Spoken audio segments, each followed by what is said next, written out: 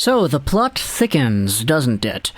The Buffalo Sabres have the first overall pick at the 2021 NHL entry draft, and the guy that is supposed to go first overall, according to the NHL Central Scouting Services, as well as Bob McKenzie and Sportsnet and all those guys, it's University of Michigan left-handed defender Owen Power, who really solidified himself in that position after playing for Team Canada at the World Championships, playing with Troy Stecher as a pair, and winning the gold medal. Now, he is indeed eligible for the draft, but we've noted this entire time that this year, the first overall pick isn't like Lafreniere, Dahlin, Jack Hughes, Austin Matthews, Connor McDavid, where the guy who goes first overall is the guy we expected to go first overall the entire year.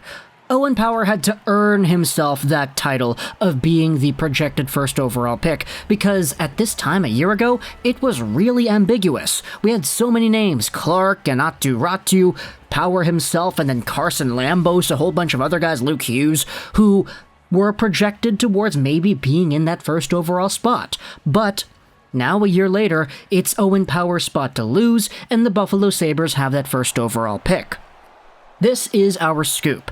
A week ago, we had ourselves an article on NHL.com, so I will say, because it's a week ago, it might not be as accurate today, but Owen Power, the projected first overall pick in the 2020 draft, had yet to interview with the Buffalo Sabres. Now, this is an interesting little idea here, because it's said in the piece from the Owen Power interview they did, he probably interviewed between 10 to 15 NHL teams at some point during the year, and then he had a little bit more interviews after the IIHF World Championship, so it's been a decent amount. However, he still has not spoken to the Buffalo Sabres. Well, why is this significant? Why is this not really a big deal? Let's go over both of the perspectives here and not make a defined outcome, but just kind of go over the ideas. When you're Buffalo, you've been bad the entire season. Like, really, really bad the entire year. The fact that they're drafting first overall should not be seen as a surprise, because they were so bad spanning back to when before Eichel had his injury that they were still projected towards getting at the very least a top 3, top 4 pick in this year's draft.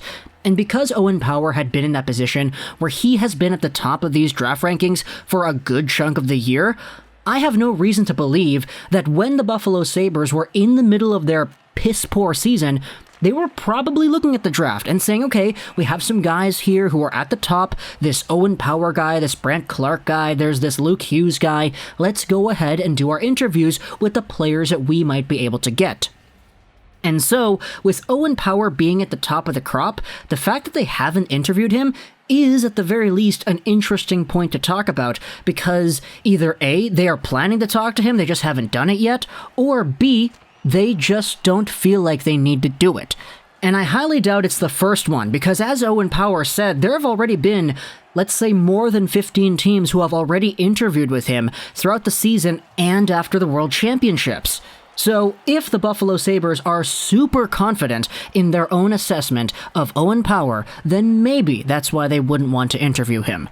You can't use the same argument that the LA Kings had last year, when Rob Blake said, yeah, we didn't interview Quinton Byfield because we didn't know we would be here. You gotta remember they won the draft lottery by jumping up a few spots and getting to second overall, allowing them to select Byfield. So, at that point, it was pretty understandable as to why they didn't interview Byfield as early as all the other guys did. But for Owen Power and Buffalo, as we said, this was a bad team coming in here, and this is one of the better prospects, the higher rated prospects according to the scouts that we're talking about here. Interesting to see why there was not a link between these two parties earlier on in the season. Now, when it comes to who the Buffalo Sabres actually do like, we're going over to NHL Rumors Daily, and before anybody calls me out, oh, Lego, BS Twitter account sources here, I've said this a ton on this channel, this Twitter account is insane. The guy who runs this has to be some sort of an NHL insider, because this is the guy who tweeted about a whole bunch of stuff before it actually happened. Tyler Toffoli to Montreal, the Lake Tahoe thing. This guy has broken a few free agent signings, and it's gotten to a point where he tweets about the stuff that he hears, and then all of a sudden, a few hours later, Elliot Friedman says the same thing either on the radio or on TV. This guy calls out Friedman all the time whenever Friedman says stuff that he said first. So this is an account that definitely does have some sources, if not just a source, in the NHL, and they tweeted out the other day, from what I have heard, I would be very surprised if the Sabres leave July 23rd, that's the date of the draft, without William Eklund. Now, there is an implication as to what this means. William Eklund is also supposed to be a top player at the NHL draft. We've made the scouting report on him. Long story short, he is a Swedish forward who won the Rookie of the Year in the SHL. He was hampered by injuries and the virus and a whole bunch of stuff this year, but despite that fact, he still outproduced Alexander Holtz in this year's SHL season, which is a big deal because Holtz was a top pick last year by the New Jersey Devils, and William Eklund, who was Holtz's teammate, was able to outproduce him despite being a year younger. So, yeah, it's pretty valuable, isn't it? And so, because William Eklund is a guy who many people believe could be, at the very least, a top 5 pick, his consolidated ranking is 3rd overall, Elite Prospects has him at 2nd, future considerations at 3rd as well. There are some that may believe that if Eklund slides, maybe the Buffalo Sabres go out there and they make a trade. Maybe they acquire another first-round pick. As we noted earlier in other videos, they want to do that either in a Jack Eichel trade or a Sam Reinhart trade. Maybe they acquire a top 10 pick and they select Eklund with their brand new selection. However, NHL Rumors Daily has a little bit of a scoop there.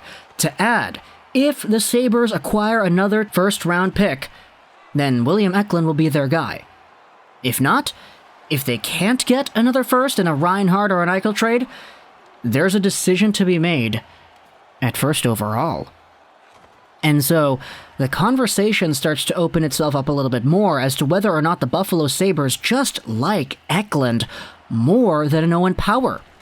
There's an interesting thing I wanted to bring up here as well, because when it comes to the 1st overall picks, what's the biggest thing you think about with 1st overall picks immediately after the draft? You start to think as to whether or not they're going to make a huge impact at the NHL or not. With Connor McDavid and Matthews, and even the guys who went 2nd overall in those years, Eichel and Laine, having the success immediately as 18, 19-year-old players in the NHL like they did after they got drafted, we kind of had this sort of movement heading towards this idea that NHL drafted players at the top spots of the drafts could become really good right away. And we didn't really see that with Jack Hughes and Lafreniere. Dahlin, we sort of did see that. I mean, 40 points as a rookie in the NHL as a D-man is really good. But Hughes and Lafreniere were kind of in a boat where it wasn't really that strong compared to what we were projecting them to be able to do. For Owen Power, the projected 1st overall pick, we might not have that conversation at all because, according to him, he feels like he wants to go back to school, and that might be the best decision for his development. Personally, I agree. Based off of the entire ability skill set of this guy and the development and maturity of his game, I would not be surprised if a year in school, another year with Michigan is what Power needs to really solidify himself as the guy who could become the best player in this draft, because in my own personal mind, I don't really see Power as the top guy in this draft either. It's just what scouts are believing he could be is why he is projected to being number 1 on so many lists. William Eklund, on the other hand, is honestly a guy that if you told me he made the NHL right away next season, I would have a pretty okay time believing you.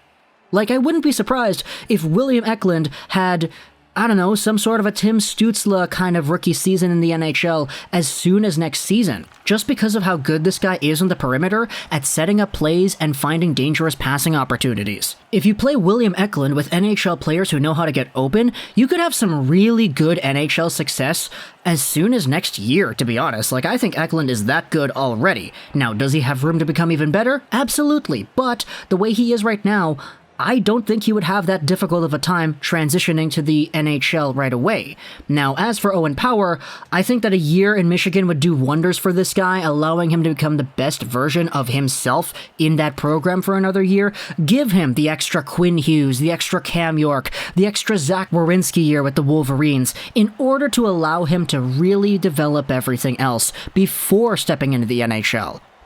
And if the Buffalo Sabres want to turn things around quickly, I would not be surprised if they said, man, if Owen Power's going back to college, we should just go with Eklund instead because he might be able to make the NHL right away. Now, I'm not going to advocate and say that that perspective is correct and that I would do that. I would be personally fine with leaving either Power or Eklund in their current teams for next year and then bringing them over in their draft plus 2 years, but that's just me. The Buffalo Sabres may very well think something else, so I don't know. Talk to me in the comments what you think about this entire idea over here. The talk that Owen Power has not yet spoken with the Buffalo Sabres, which is outdated by a week, but who knows, it's still a talking point at the very least, I think. And the notion that the Sabres might just want Eklund instead. and he is absolutely their guy if they end up acquiring another top 10 pick. Talk to me in the comments if you enjoyed this British Trolls 99, and bye.